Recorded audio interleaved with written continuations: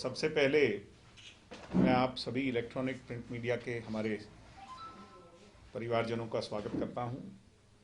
आदरणीय रणधीर जी हमारे office secretary हैं पार्टी के, उनका स्वागत करता हूं। दीप कमल जी, मोन्टू, सभी साथियों का स्वागत है।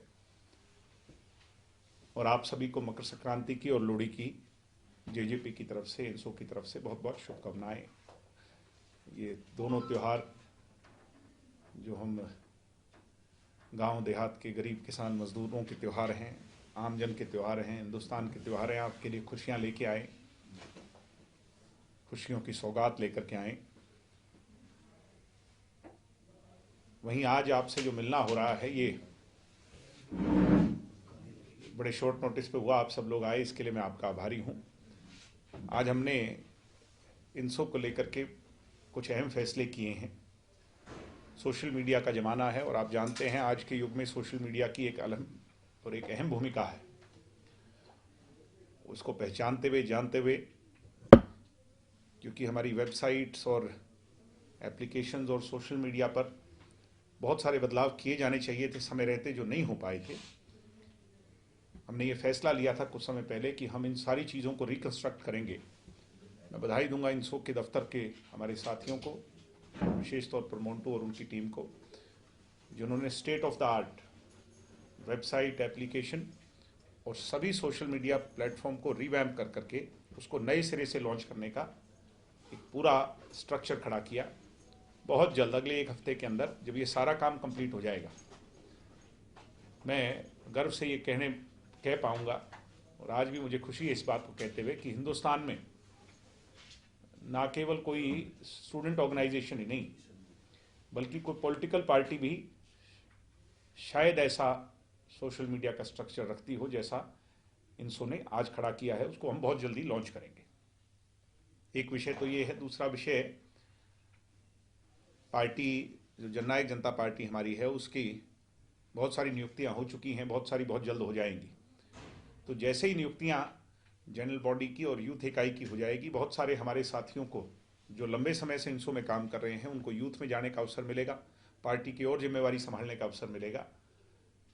तो मेरा लक्ष्य ये है कि फरवरी और मार्च में, जब हम उम्मीद करते हैं कि कॉलेज भी खुल जाएं, क्योंकि कोरोना काल तो हम सब जानते हैं, बड़ी दिक्कतें हैं, मुसीबतें हैं, मगर अब लंबा अरसा हो गया और इतनी दूर का ये जो संघर्ष का सफ़र है स्टूडेंट्स के लिए, और लंबा ना खींचे। मैंने सरकार से भी अपील की कि एक एसओपी जो है उसको ध्यान में रखते हुए, एमएचए की गाइडलाइंस को ध्यान में रखते हुए बहुत जल्द कॉलेज और यूनिवर्सिटियों को खोला जाना चाहिए।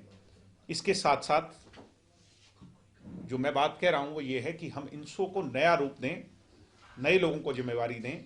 उसकी भी खोज जो है बहुत लंबे समय से जारी है। अच्छे जो हमारे साथी हैं, संघर्षशील साथी हैं, नई यूनिट का भी मेरा लक्ष्य ये है कि फरवरी और मार्च तक हम नई यूनिट भी, जैसे पार्टी की जनरल इकाई और युवा इकाई खड़ी हो जाए, उसके बाद नई इकाई हमारी पूरे प्रदेश में इंसो की भी खड़ी हो, ब्लॉक लेवल तक खड़ी हो, जो आज तक नहीं ऐसा हुआ था। ब्लॉक लेवल पर भी हम अपने साथियों को जिम्मेवारियां दें। एक मेरी रिक्वेस्ट और है। आपने कल परसों जो हमने प्रेस रिलीज जारी किया कि जो ये हमारा टीका आया है कोवैक्सीन का और कोविशील्ड का, और हरियाणा में भी उसकी सप्लाई शुरू हो गई है। आज मैं मानता हूं कि जो हमारे हेल्थ केयर वर्कर्स हैं, जो कोरोना वॉरियर्स हैं, उनके लिए प्रायोरिटी होनी चाहिए, उनको पहले मिलना चाहिए। गरीबों को मिलना चाहिए, बुजुर्गों को, महिलाओं को, बच्चों को मिलना चाहिए। मगर उसके साथ स्टूडेंट्स इस देश का भविष्य है, युवा पीढ़ी देश का भविष्य है। युवा पीढ़ी को भी सरकार इस टीके को, इस वैक्सीन को मुफ्त मुहैया कराए, इसके लिए मैंने सरकार से मांग करी है। और मुझे उम्मीद है कि सरकार इस बात को मान करके कॉलेज और यूनिवर्सिटियों के अंदर मेडिकल स्टाफ की व्यवस्था करके, जैसे ही ये कॉलेज यूनिवर्सिटियां खुलेंगी तो उनकी पहली रिसेप्शन पर उनको कोविड का टीका लगाने का काम हमारी सरकार करने में कामयाब होगी, और मुफ्त मुहैया। क्योंकि मैं मानता हूं इसका खर्चा 200-300 जो भी है, वो भी अब ये एक आर्थिक बोझ के तौर पर किस अपने स्टूडेंट की जेब पे ना पड़े। ये मेरी मांग सरकार से है, उनको भी ये मुफ्त टीका लगाया जाए। बहुत सारी बातें और हैं, मगर आपका कोई अगर प्रश्न हो तो उसका पहले उत्तर दे दें। आप आए, आप सभी का स्वागत फिर से, और आप सबका धन्यवाद। ये कैसे मांग की है सर, आपने मिलकर के करेंगे, कोई पत्र लिखा है? नहीं, मैंने इस मांग को सरकार से खुले तौर पर किया है। मुझे उम्मीद है कि हमारे chief minister, deputy chief minister और हमारे जो स्वास्थ्य मंत्री हैं उन तक ये मांग पहुंच गई होगी। लिखित तौर पे भी आज हम इसको भेज देंगे। जेजेपी की बात कर लेते हैं सर। जेजेपी के जो कितने विधायकों की संख्या थी उसको लेकर बातचीत नहीं हो पाई थी। कितने विधायक पहुंचे थे? उप मुख्यमंत्री दुष्यंत चौटाला के जो लंच डिप्लोमेसी थी, लंच पे जिस तरह से भी बुलाया था, संख्या क्या थी? मैं तो वहां नहीं था और उस मीटिंग में मैं शामिल नहीं था। वो विधायक दल की मीटिंग थी, दिल्ली में हुई। मैं तो स्वयं चंडीगढ़ में था। सभी विधायक पहुंचे होंगे, इसकी तो जानकारी मेरे से ज्यादा मीडिया के लोगों को होगी।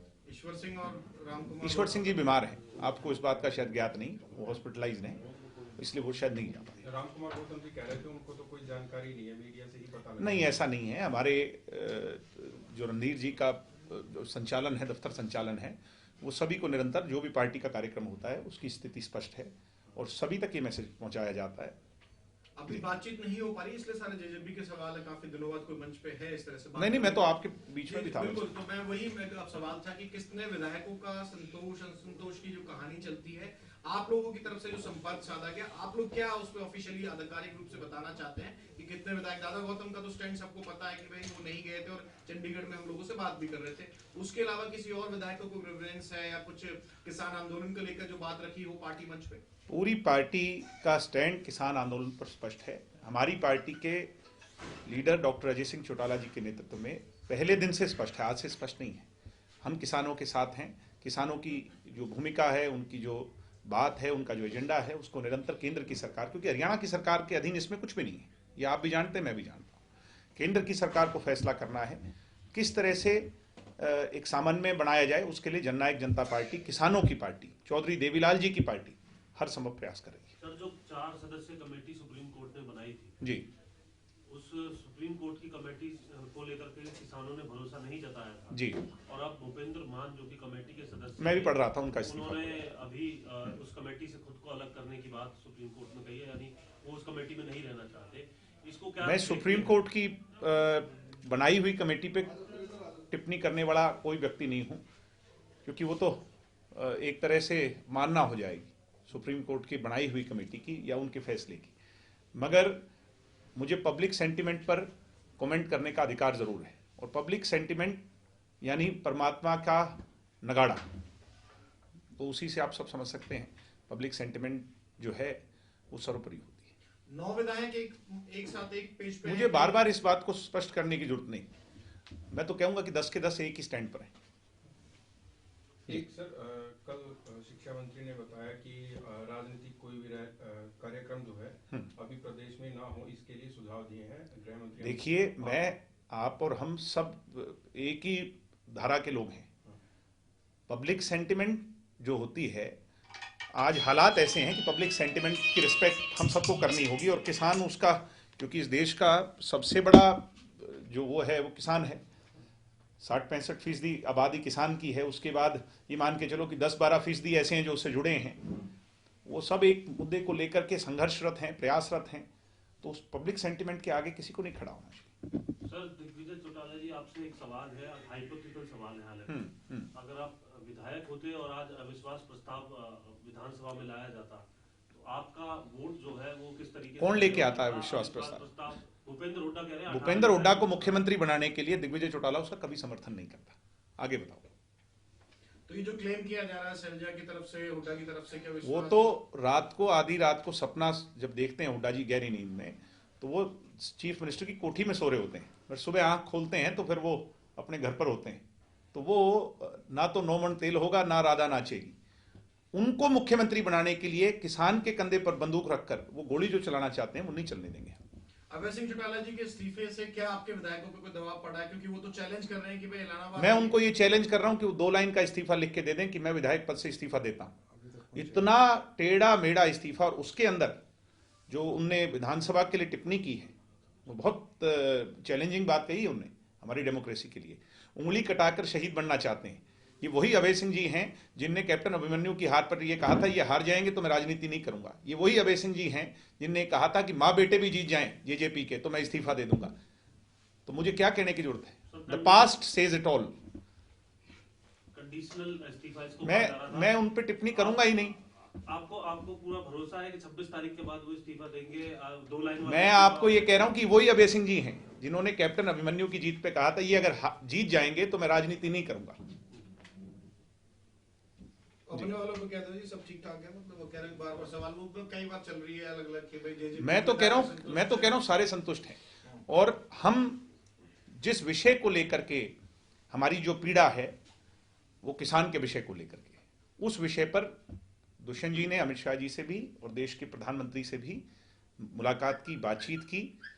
हम अपनी जिम्मेवारी को बहुत जो है ना जिम्मेवारी से निभा रहे हैं और आगे भी निभाएं। उसके बारे में कोई ब्रीफ करना चाहेंगे क्या? कुछ मतलब बातचीत नहीं, मेरी उनसे बातचीत नहीं हुई। ये कल मीटिंग हुई, उसके बाद मेरी उनसे बातचीत नहीं। आपने बताया सर आपकी पीड़ा है किसानों के प्रति और यानी आप उनके दर्द को समझ रहे हैं। निश्चित तौर इसको साझा करने के लिए आप जाएंगे टिकरी बॉर्डर? नहीं, आज वहां पर वो सेंटिमेंट नहीं है। मैं नहीं, कोई भी जाएगा तो उसका वहां पर जो उन्होंने अपना स्टैंड क्लियर किया है कि हम पॉलिटिकल पार्टीज को एंटरटेन नहीं करेंगे, तो फिर हमें वो ये कह रहे हैं कि इस्तीफा देकर के आए। भाई इस्तीफा देने से क्या हो जाएगा, मुझे ये तो समझाए ना कोई। हमारे इस्तीफे से, हमारी पार्टी के लोगों के इस्तीफे से अगर ये बिल रद्द होता हो या जो वो चाहते हैं वो होता हो तो फिर हम उसके लिए तैयार हैं। ये तो कोई बात ही नहीं हुई ना। इस्तीफा दे दें, इस्तीफा देने से क्या हो जाएगा? भूपेंद्र हुड्डा चीफ मिनिस्टर बन जाएंगे। हिडन एजेंडा किसी का क्या है इसको आपको भी समझना चाहिए। इसको आप सिर्फ ये ना लो कि कौन क्या कह रहा है। देश दुनिया की खबरों के लिए एएनबी न्यूज को सब्सक्राइब करें और बेल आइकन दबाएं।